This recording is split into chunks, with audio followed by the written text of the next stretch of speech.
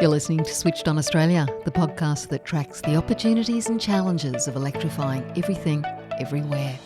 Switched On is brought to you by the publishers of Renew Economy, Australia's best informed, most read website focusing on the green energy transition, and is supported by Boundless Earth. Boundless Earth uses philanthropy, investment and direct advocacy to help Australia become a global force in a decarbonised world.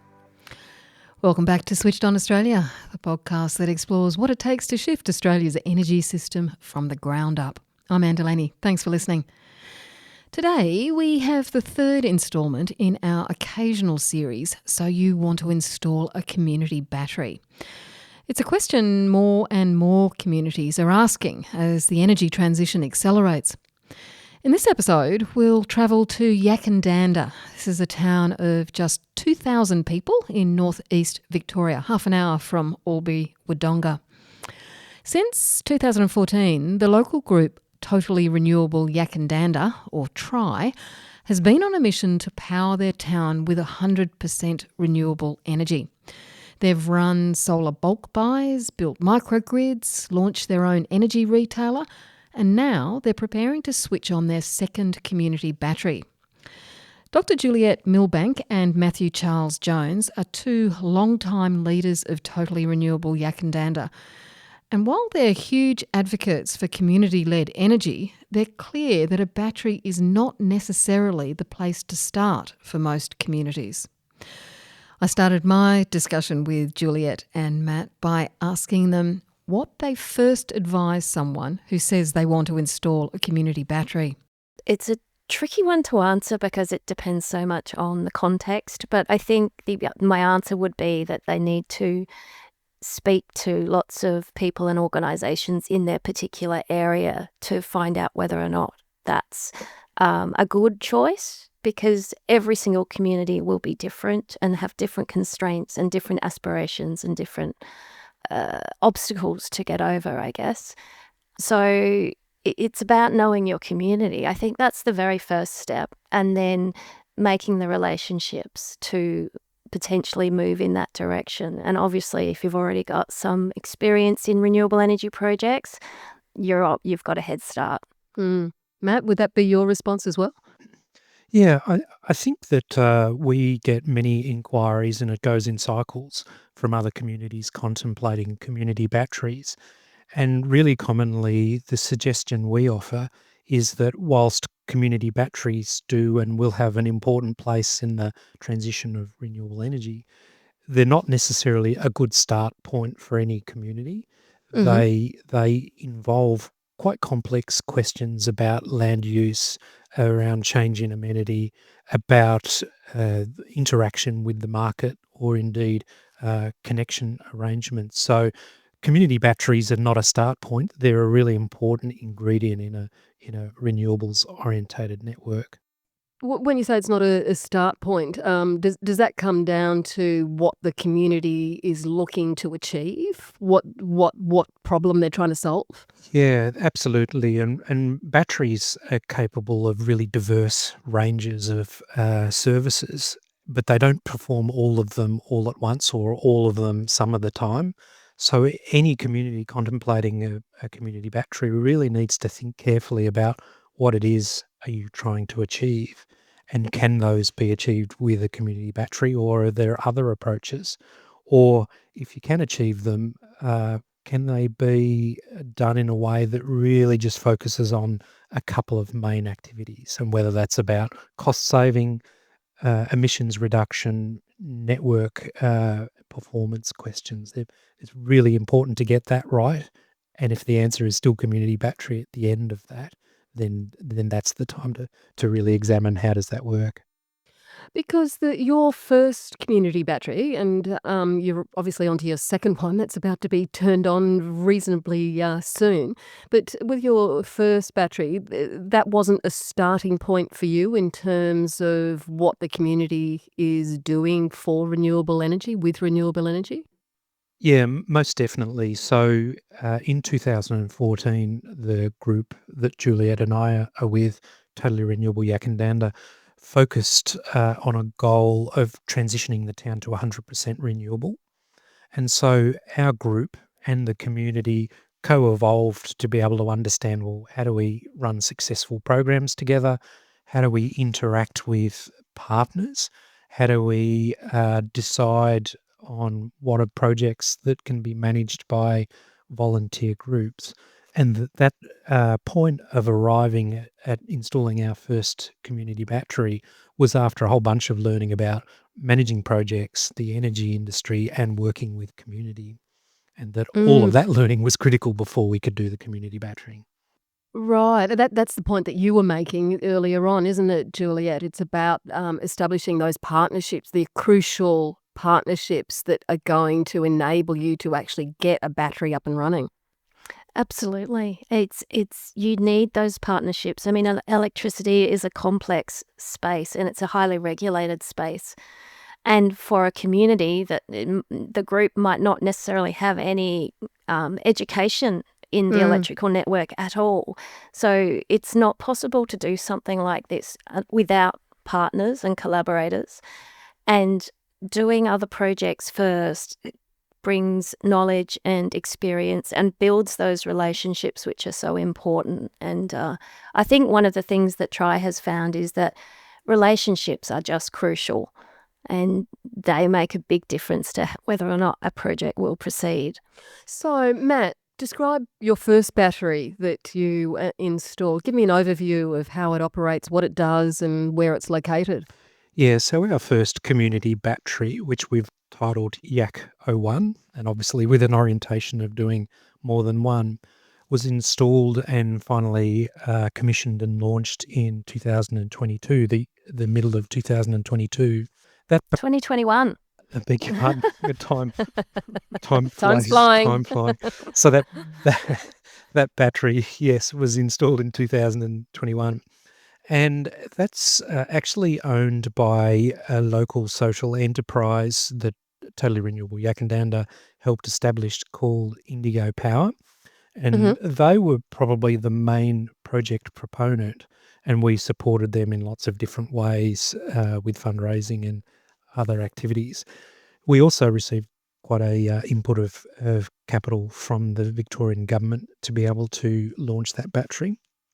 But the battery is 274 kilowatt hours of storage, and it's coupled with 65 kilowatts of solar generation on a host facility, which is actually a local business by the name of Agency of Sculpture. And so we had a really neat collaboration happening between Indigo Power, the Agency of Sculpture, and a specialist energy provider by the name of Mondo, which is a Victorian-based but national renewable energy developer. And we probably also worked quite closely with the local council to be able to say, well, they're still relatively new in the Australian energy landscape.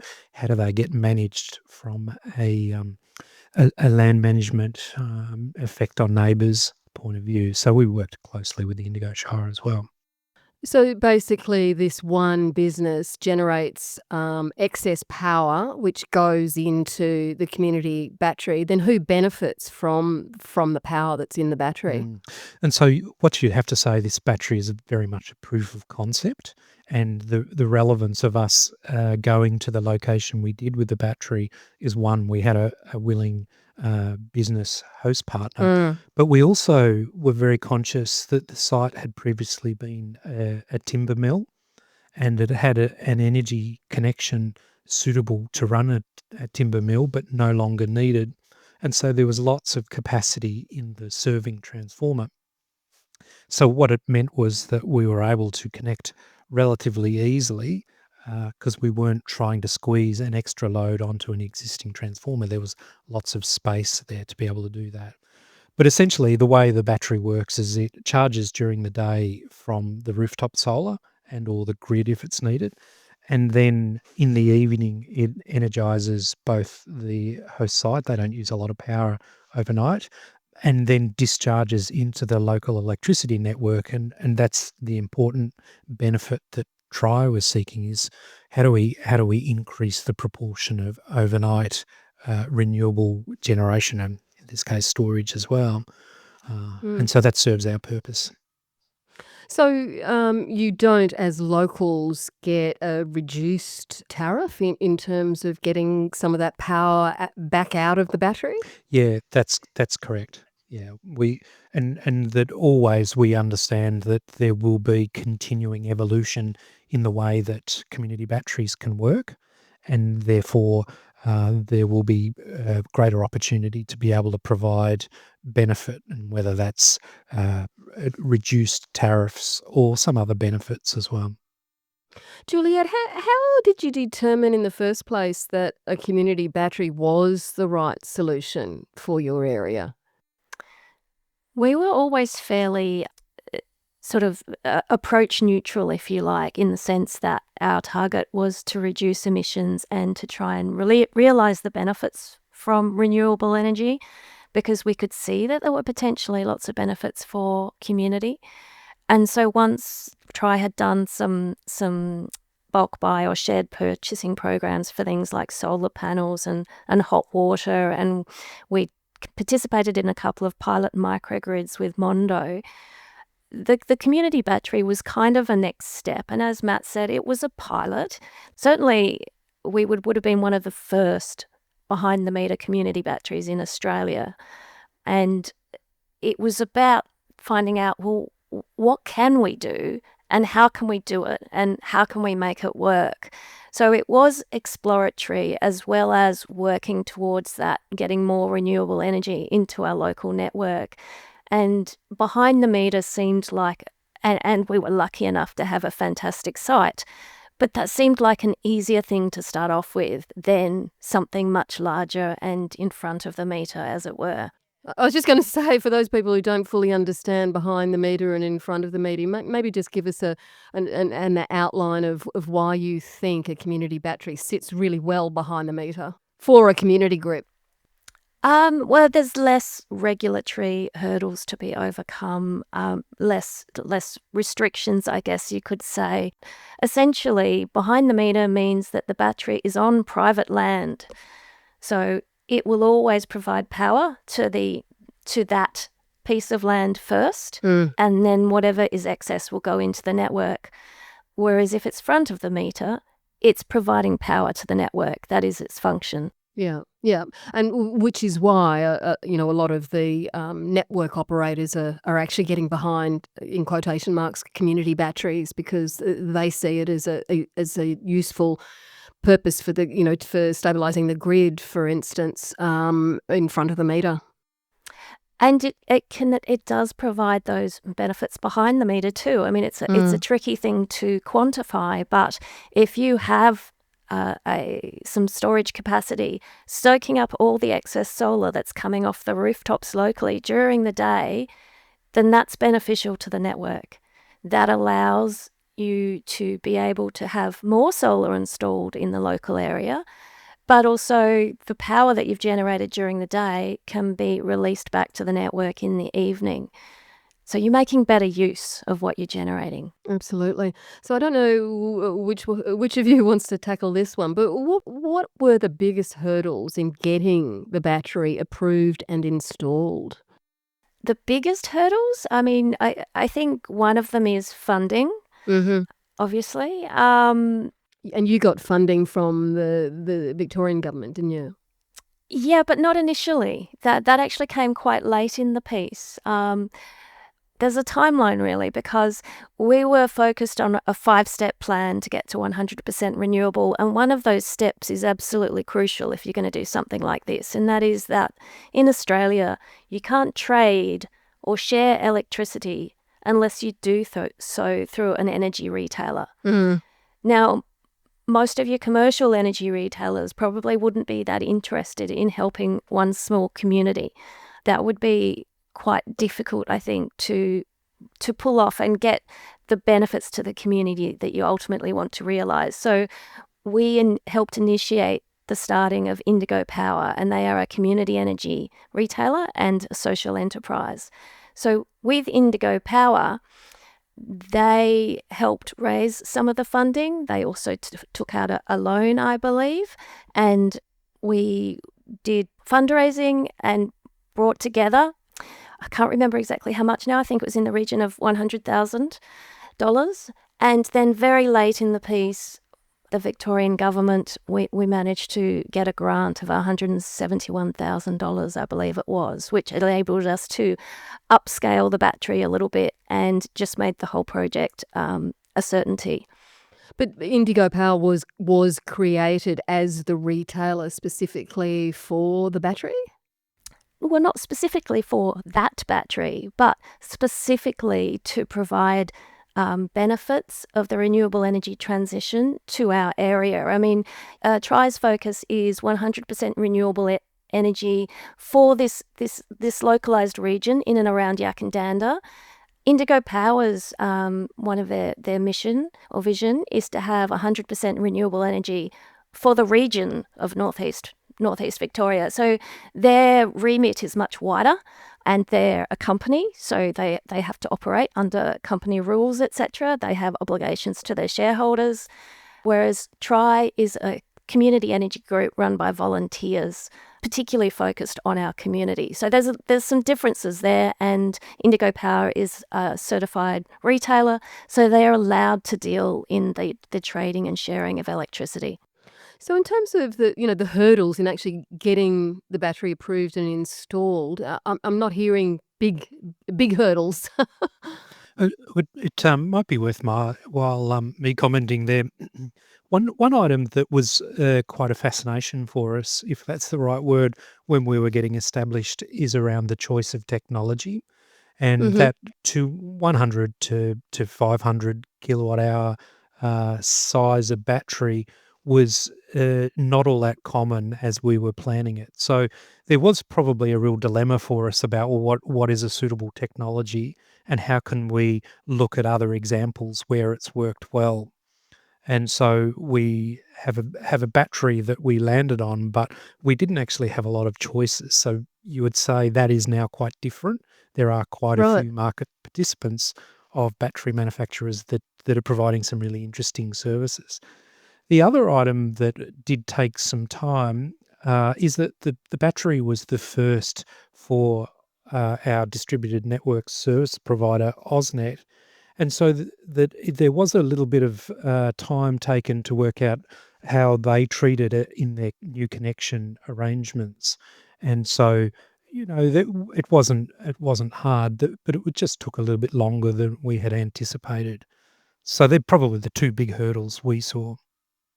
Right. And so can you spell that out a little bit more, Matt? What those particular hurdles were? Were they, in the nature of outdated regulations that didn't incorporate community batteries, or what was that? Yeah, no, I wouldn't say it was regulation so much. It's just that all network service providers have systems in place. So when somebody puts in an application to do a particular activity, they've got a system available that can respond to that.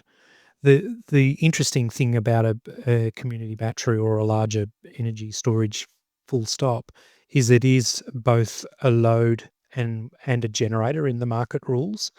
Mm. And so the two ways a load and a generator are managed in the connection process were at that time still relatively disjointed. And that fortunately is now quite different with AusNet and progressively with lots of networks across Australia, that system is now in place so that people can just manage one connection application and work with the one group of people in the organisation, in the network service organisation. Now, you mentioned that when you chose the first battery, you were limited in the choice of battery. Now that you've got the second battery, how is this second battery different? Did you opt for the same technology, and how will it differ in terms of its purpose? So a couple of key differences I think you would highlight. One is the quality of cooling systems. And so batteries at this scale, and obviously larger, necessarily need cooling systems. So when they're either charging, and the faster they're charging, the more cooling that's needed. And the same when they're discharging, they need to be cooled. And so the sound output of the air conditioning is a really important consideration how do we make sure this battery that potentially is going near residential settings or recreational settings isn't going to change the amenity of the area?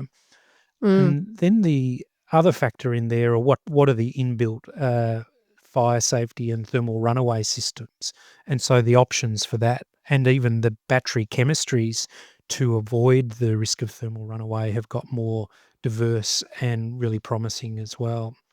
So I think you'd say those key items, but the other is that the size of batteries is now both much more presentable and much smaller.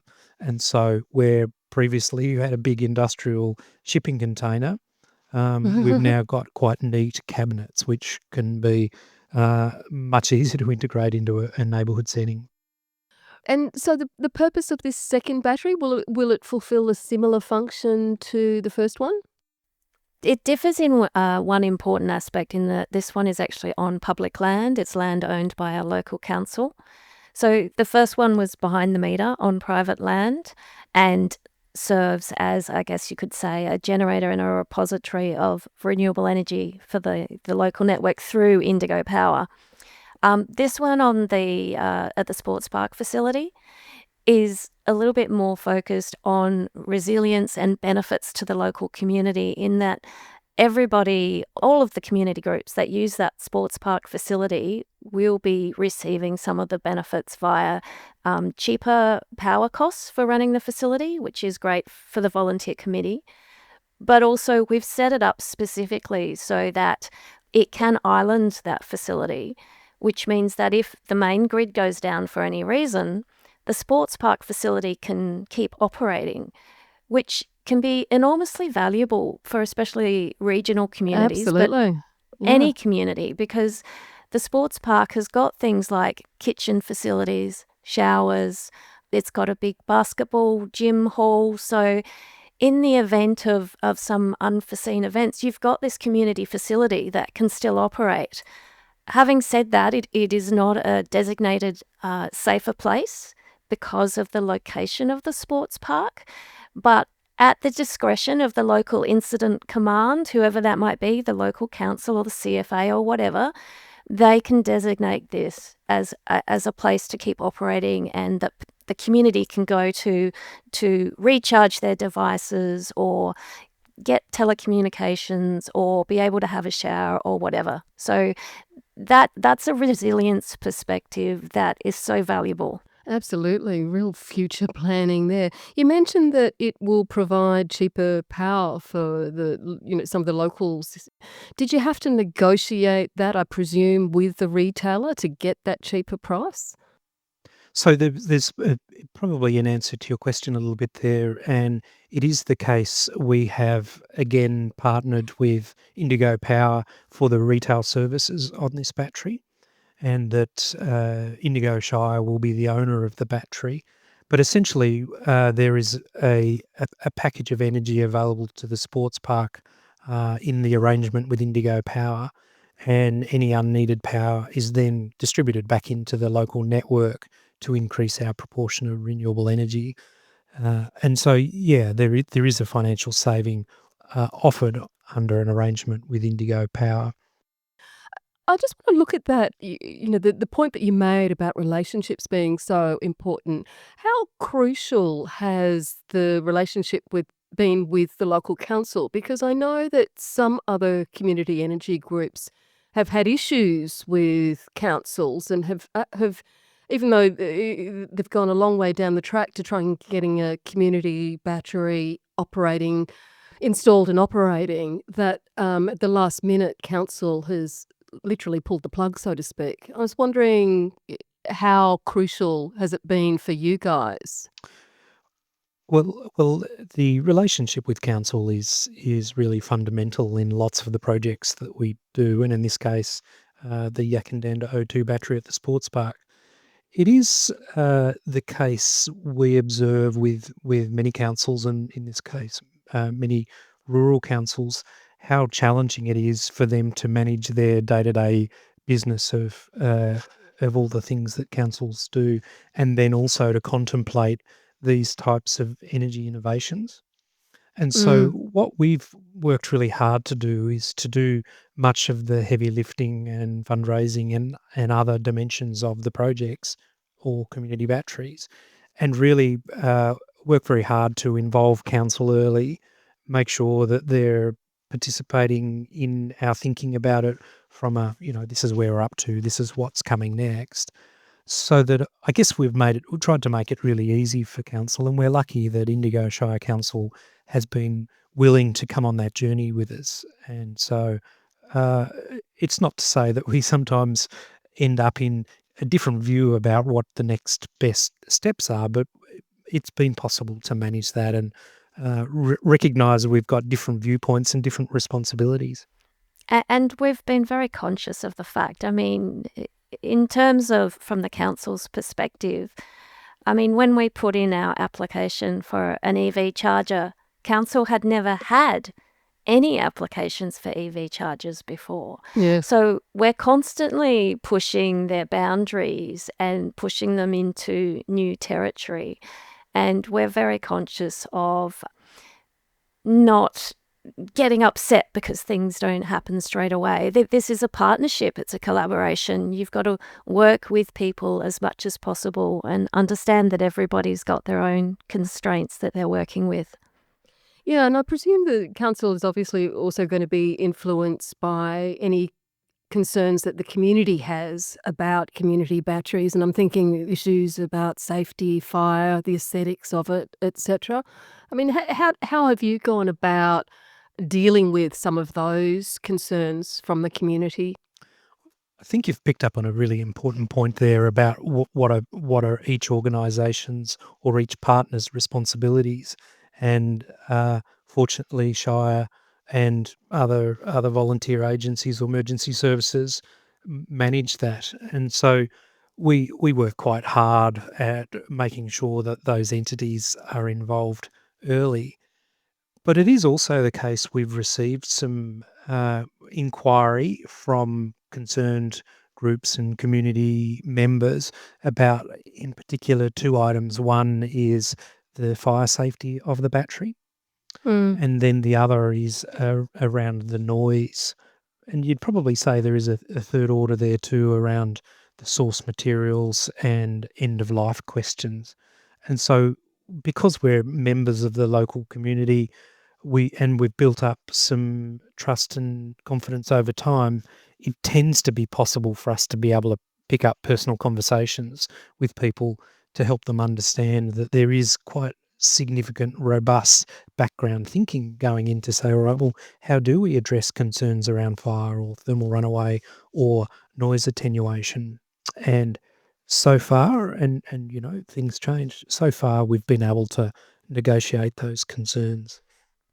Yeah, I was just going to say that building up of trust and doing, I guess, starting off small and doing small projects first is a really big part of building that relationship with your local community, because you are essentially, one, developing trust in you as a group, but two, you're also familiarising them with the concepts. Mm. And so it's not such of a shock. And people are very much influenced by, I guess, for want of a better term, the zeitgeist. Because with our first community battery, there wasn't really that much in the way of comment, pretty much at all. But we have experienced a little bit with our second one. And I think that's because of the higher profile that battery fires now have in the public consciousness. Yes. And there's also a piece there about, as a community group working in this space, about educating our community about the batteries and the differences, because the typical batteries that are in the media for battery fires are not the same No. as the batteries that we put in for those mid-scale installations, and they've got completely different regulatory frameworks and oversight and safety mechanisms, etc. Much stricter, yeah. Look, another issue which I know has troubled some community groups is actually getting insurance for their community batteries. How have you dealt with that issue? So there's two answers for us with the batteries in Yackandandah. In Yakko 1, it's on private property, and it's been possible for the owner of that property to be able to include it in his insurance, and that hasn't been too problematic. And then you'd say pretty much the same thing with council as well. They've been able to integrate the battery in their larger property insurance arrangements. Oh, okay. So that hasn't been an issue, because I know Village Power in Melbourne has had some trouble, but that's because they actually own the battery. The actual community group owns the battery, and because they don't have any assets behind them, the insurance companies have been reluctant to give them insurance. Yeah, I can't comment especially on that circumstance, but it is in a number of our other projects much easier to insure when it's on land and an asset owned by the insurer. In terms of the industry reforms that you think might be needed to make community battery projects easier, what would be front of mind?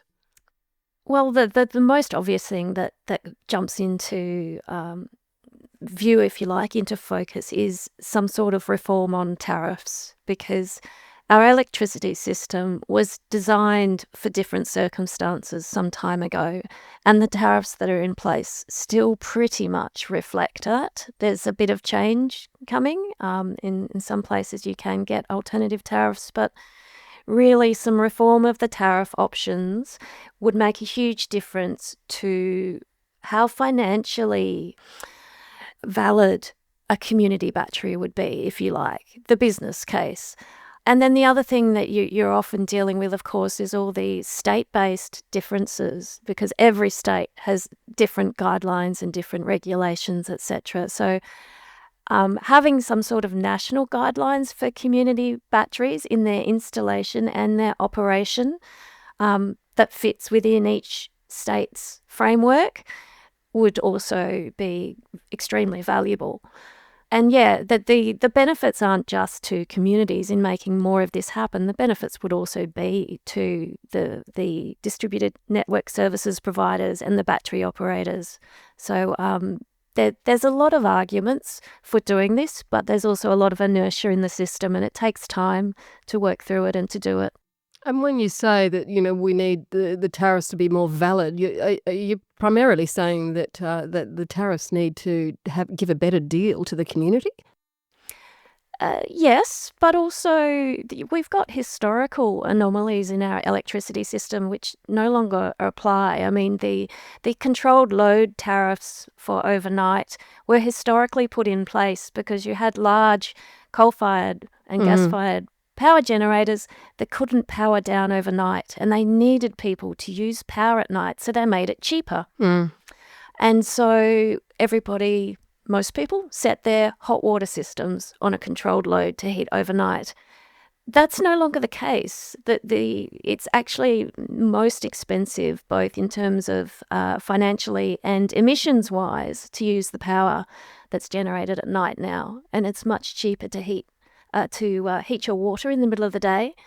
So there are examples like that, as well as reforming the tariff options to benefit fairly those smaller generators, what they call distributed energy resources that are spread throughout our community now, as opposed to the traditional model, which was a couple of really large, big power stations hundreds of kilometres away.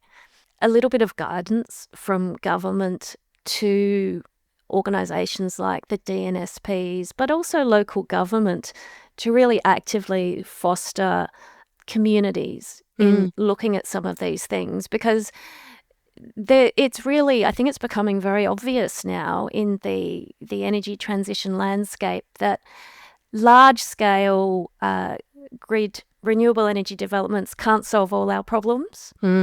And the really small-scale individual solar on households doesn't solve all our problems either. And it's that mid-scale that we're really lacking any kind of push or guidance on.